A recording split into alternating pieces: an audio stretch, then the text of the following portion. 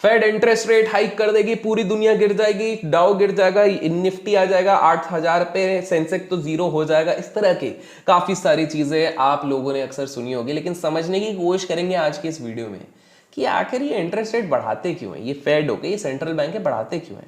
इसको इस तरह से समझिए कि इंटरेस्ट रेट बढ़ाना एक सिंपल सा टूल होता है सेंट्रल बैंक्स के पास, जिससे कि वो दुनिया की सबसे बड़ी बीमारी से फाइट करते हैं, और उसको कहते हैं इन्फ्लेशन। इन्फ्लेशन उर्फ महंगाई।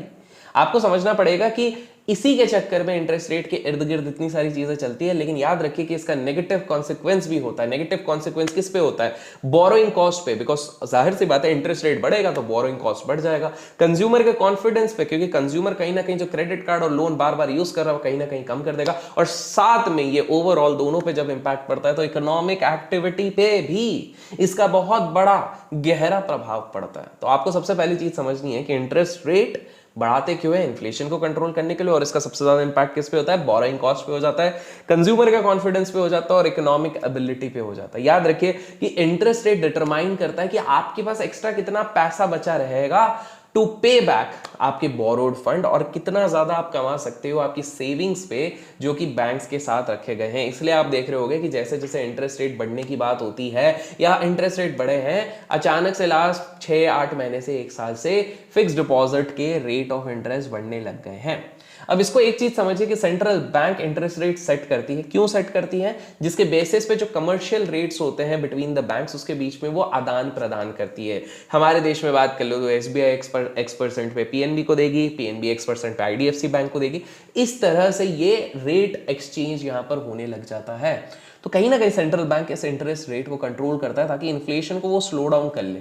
आपको एक चीज समझनी है कि जैसे ही वो दाम बढ़ा देंगे, अगर उनको लग रहा है कि भाई साहब हमको बहुत आउट ऑफ कंट्रोल सिचुएशन चल रहा है, तो वो इंटरेस्ट रेट बढ़ाने लग जाएंगे।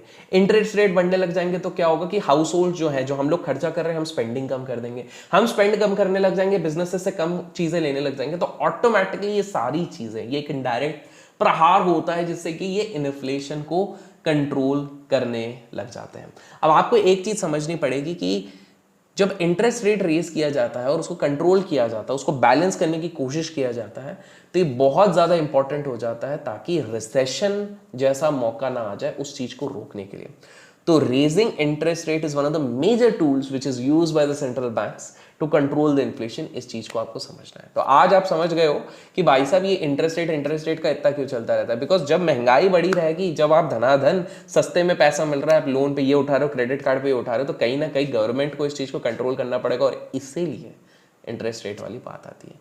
इसको स्टॉक मार्केट के नजरिए से अगर आप देखोगे कि इंटरेस्ट रेट अगर बहुत ज्यादा बढ़ता है तो हम डर क्यों जाता है, हमारा स्टॉक मार्केट क्यों डर जाता है? क्योंकि स्टॉक मार्केट फिर क्या हो जाता है कि रिस्की इंस्ट्रूमेंट हो जाता है बड़े इन्वेस्टर्स के लिए।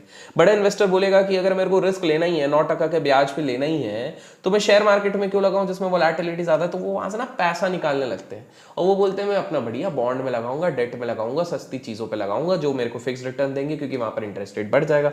इनफैक्ट काफी सारे सेल्फ सफिशिएंट मिलियनर्स और बिलियनर्स हमारे देश में ऐसे हैं जिन्होंने अर्ली 2000s में जब 10-11% के हिसाब से रेट चल रहा था, उस समय पे लमसम पैसा लगा दिया, बोले लॉक कर दो और आराम से शांति से बैठ जाओ। रीजन ये था क्योंकि उनको पता है कि भैया दिन भर इक्विटी के आदान प्रदान से क्यों लगे। इन्फ्लेशन उस समय पे 6% के आसपास चल रहा था, 6% पे, तो उन्होंने सोचा कि भाई 10% हो रहा है, हम 4% से वैसे भी बीट कर रहे हैं पोस्ट इनकम टैक्स, तो क्या ही बुरा है। एंड दे कंपाउंडिंग के प्रोसेस से उन्होंने बड़ा वेल्थ बनाया। तो एक चीज ध्यान रखना, आगे चल के अगर आपको दिखता है कि यार डेट इंस्ट्रूमेंट्स या फिर बॉन्ड्स में बहुत अच्छा रिटर्न बनने लग गया है, तो उस मौके को मत छोड़ना। बिकॉज ये मौका हर डिकेड में नहीं आता, बीच बीच में आता है, और जब आता है उसको ग्रैप्स करो, और वो एक सेफर तरीके का इन्वेस्टमेंट आप लोगों के लिए होगा अगर आप लॉन्ग टर्म के लिए उसको होल्ड कर सकते हो। आशा करता हूं आज के इस वीडियो से क्लियर हो गया आपके बात। कमेंट्स में फेड लिख दीजिएगा अगर फेड रिलेटेड और अपडेट्स चाहिए। Till then keep learning, keep growing, keep investing and keep